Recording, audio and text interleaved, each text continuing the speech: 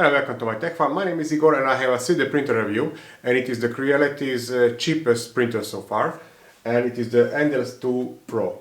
And this box is sent to me by creality3dofficial.com in exchange for a review. A few words about the specifications. The printing volume is 165 by 165 in XY direction and 180 millimeters in Z direction.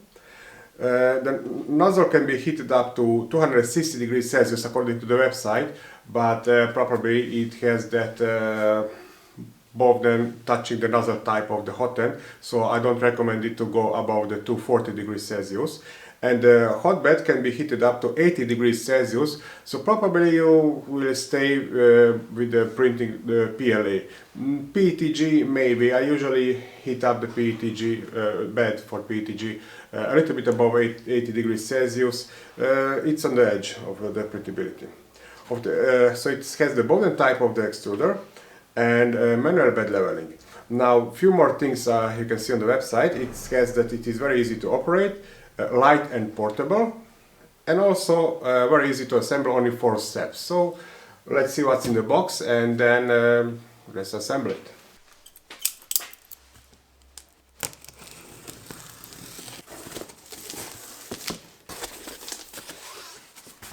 This is my separate order, it's not included in the box. User manual. A lot of pages. After sales service card. Power cable. Sample filaments. Pliers. Nice. And we have some additional tools, Allen keys, screwdriver, bolts, SD card with a USB adapter. This is the part of the spool holder. It's properly together with this.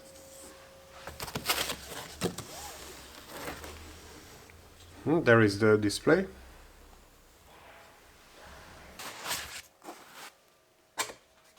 This is the Z-axis and the X-axis with the hot end, and it's connected already with the base. Okay, let's take it out, everything.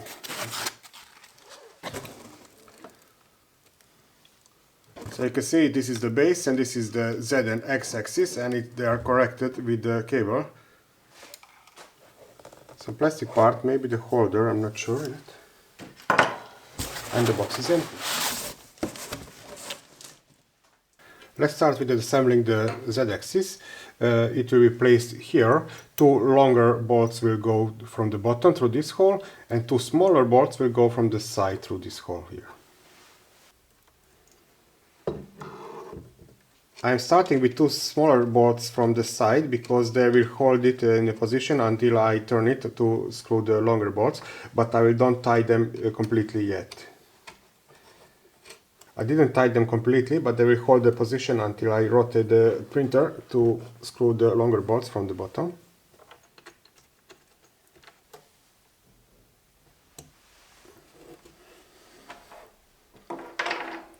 And now I can tie these bolts finally.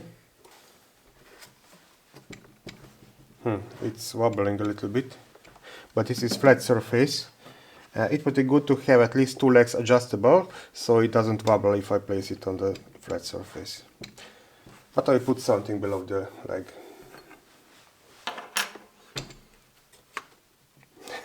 Problem solved. Next step is installing the spool holder.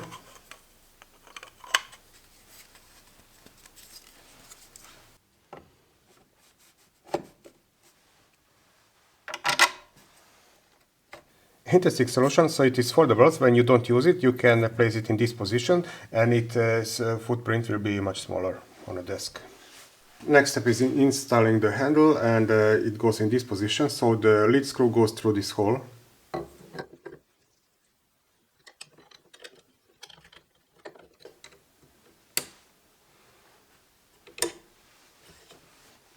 Practical. Next step is the cable connection, and I will start with the Z motor and Z limit switch. They are labeled, so I'm sure that this is the end of that cable.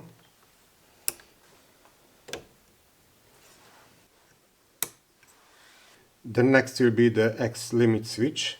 It's a little bit tricky because it is inside. The next is the X motor. And the letter E, that's for the extruder motor. And it is very important to check the voltage. Now on mine I can see it is on 220. This means I'm in Europe, that's okay for me. If you are in US, then it should be 110 or 115. And now installing the display, first I will plug the cable. And then place the display into these holes. And now tightening the timing belts. So this on y-axis is quite tight. I really need to use some force to press it down. On x-axis it is quite loose. You can even see it probably on the camera. But the tightening is very easy. I will just rotate this wheel knob until I feel some force that I need to use to press it down. But be careful, don't over tighten it. It's very easy with this mechanism. Okay. So Ender2 Pro uses these V-slot wheels for the linear motion, and we have to check the exacting nuts. We have a wheel with exacting nuts here on x-axis from the bottom, only one. On z-axis this is the one, and on the y-axis we have two. I will explain it on this one. So I have to use this open-end wrench on the eccentric nut until I cannot easily rotate the other two wheels with my hand. Then it's tight. Well, actually I can notice that the wheels are already tightened in the factory correctly, which is theoretically good for new users, but I'm happier when they are not tight, and I will tighten myself, because when they are holding the position, one position for a longer period, they may have some micro deformation on that spot. And there is it, it's already assembled. I will take off the protection foil. You can see it has this magnetic bed. It is very similar like on Ender2 Pro or Ender5 Pro. And it has this tool holder from the side.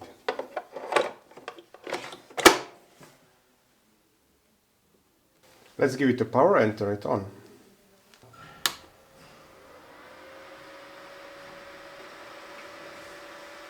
Before I start with the bed leveling, I want to do a quick check that the axes are moving correctly.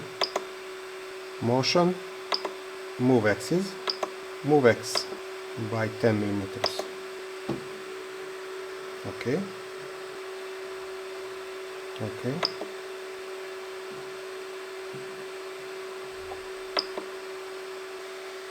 Axes are moving correctly. Now I can start the bed leveling process, and the first step is the homing. Motion, auto home. Now it is homing all three axes, and then I will disable the stepper motors. Now it is homing the Z axis. There is the limit switch for the Z. Now with a piece of paper I have to place between the bed and the nozzle,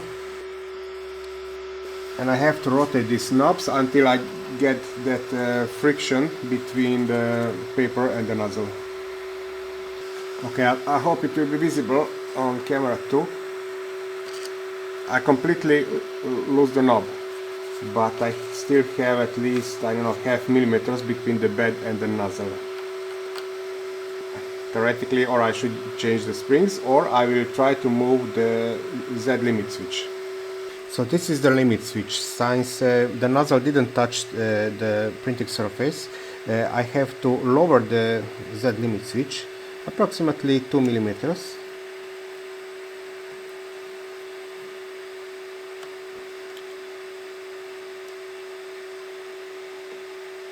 And now let's repeat that auto homing. Disable the steppers. Moving to the second point, third point,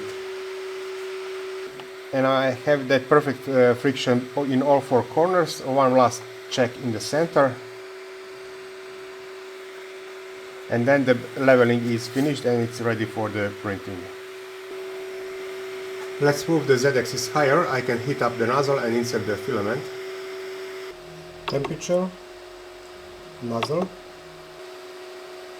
200 degrees Celsius. So for the first test print I will use provided PLA filament, but I don't really like to do this because it may easily unroll or create some jam or something like that. So if you are using these sample filaments, always supervise the first printing. Much better solution is if you have it on some kind of spool. Cut the end under 45-degree angle. Press the arm on the extruder to the hole.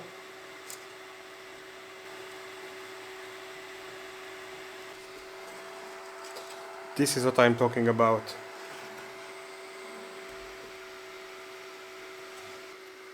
So now let's see what's on SD card, and I always suggest for the first printing, print some G-code which is prepared by the manufacturer. So no, if there is any problems, it is not cased by the slicer. Attach card, print from card to the G-code. I was ready to do some tuning, baby step up and down, but I set the level correctly, so I don't have to change here anything now.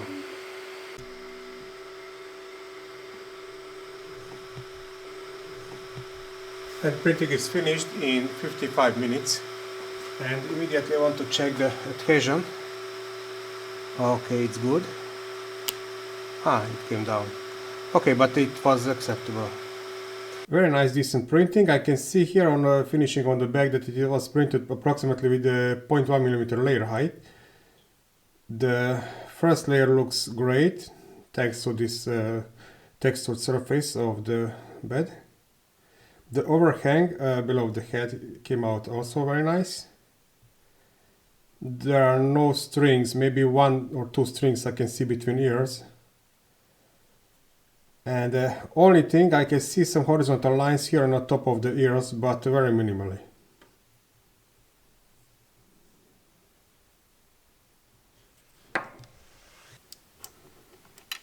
And it is time to prepare the slicer and my own G-code and to test with the own object. I started with downloading Ultimate Cura software. It is free. However, on SD card we have a Creality slicer, which is actually the modified Cura. And after a few minutes and installation, I can add the printer. Add new non-network printer. I search for Creality, and we don't have Creality Ender2 Pro yet, so I added Ender2 and I rename it. And on this step I only changed the printing volume and didn't change anything else. And then the first object is the Benchy, and only thing I changed here is to change the bed temperature to 60 degrees Celsius. I sliced the object and copied the G-code to the SD card.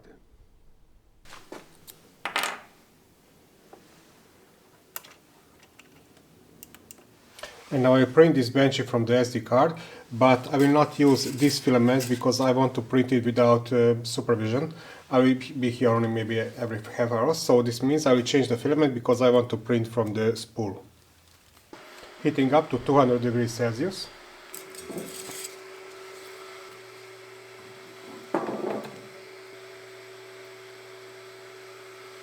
Again cleaning the bed with isopropyl alcohol. And let's print the Benchy.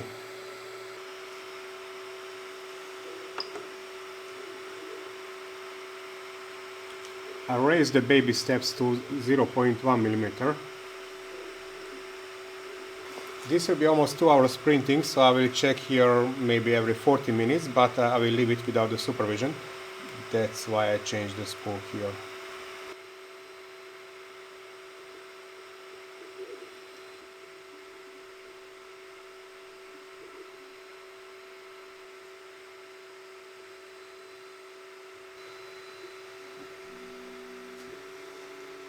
And it's printed in 1 hour and 50 minutes.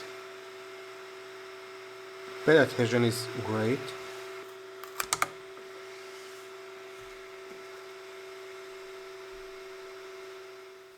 Well, this Benchy came out great.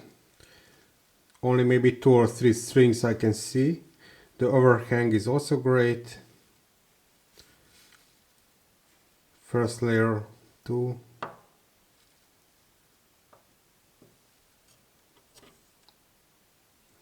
I can see a little bit those horizontal lines from time to time, but that's really minimal. And of course these seams are visible on this little bit transparent blue color. So these are only my first printings, but I want to see what is inside. I removed the power cable and the spool. There is the power supply, and here is the tool holder, and properly the main board is somewhere here where these holes are for the ventilation. Looks like I have to remove only these 6 bolts. Well, there will be more than 6 bolts, you will see soon. It's bending here, but I cannot see any bolts here. Maybe is it possible that it is below the legs?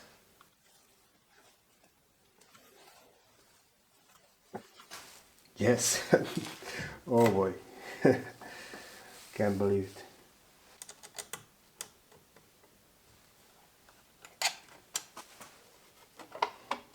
No, still one more bolt somewhere here, so probably below this leg too. It's good. Okay, off. Yes. I don't understand this, so from time to time you probably wanted to remove this, but at least they could make a hole on these legs.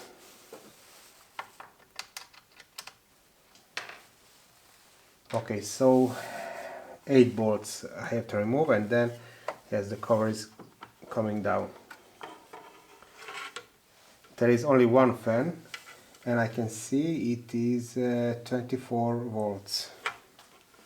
4.2.3 board, and you can see a lot of hot glue,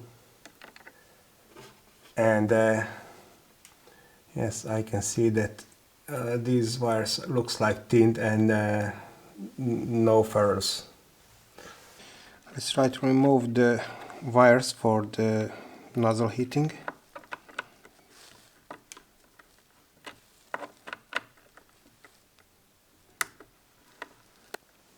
And as you can see, wires are thin but no ferrules, unfortunately. Now I'm a mechanical engineer, so I don't want to go into discussion are these better or why are these so problematic, but yes, the fact is that probably the ferrules are better than these thin wires from the safety reason.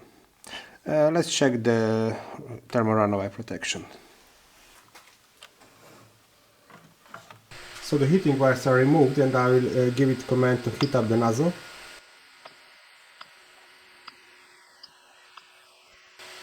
And it's trying to heat it, and probably it will notice that the temperature is not changing. And there it is. Okay, so the thermal runaway protection works. Let's put this back together. I will do these safety modifications on this printer, but maybe in some next video.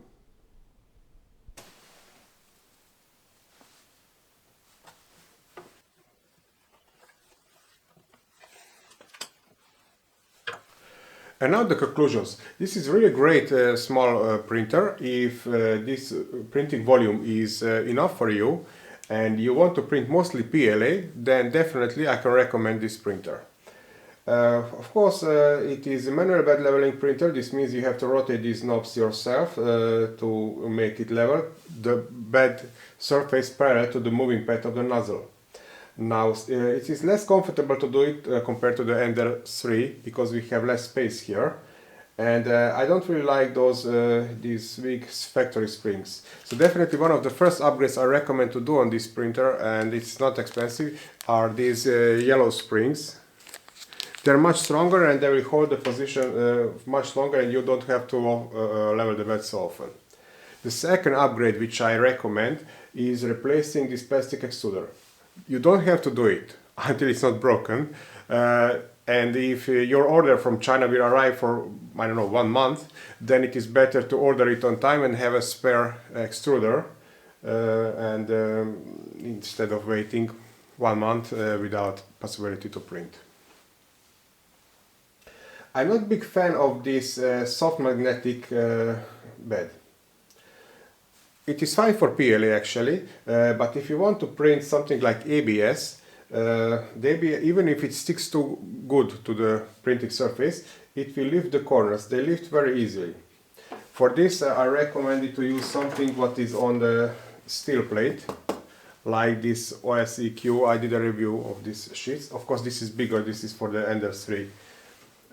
But in this case, it's much harder to lift the corners, and you will be able to print even ABS. Of course, you will need an enclosure, and probably you will need some glue stick or some adhesive on this surface. I like the idea that they create here this tool holder, similar like on Ender-2. And basically that would be it. So definitely, yes, I recommend this as a printer. I mean, the printing quality, I didn't notice any difference compared to the Ender-3, even V2. The stepper motors are quiet, so it has those quiet stepper motor drivers. I couldn't remove the heat sinks from it, but I can recognize that it's silent. But again, the fans are so loud, and again, I don't know. I think some Chinese company will make a real fortune if they will start to creating a quiet fans. Okay, I understand the Nocho is expensive to Chinese manufacturers because it's, I think it's in Austria, but it's not so complicated. So just a little bit reduce the RPM and maybe bigger fan with smaller rotation speed, with much quieter, and also the flow rate may be similar or even better. Well, that was my experience with Ender2 Pro. Of course, these are just my first prints. There will be more videos. Maybe I could create some video about upgrading the yellow springs and maybe the metallic extruder, because I have spare one. I don't know, if there is a request, then I will do it in this video on this printer. Any other experience from the others, please let me a comment line. Thank you for watching and happy printing!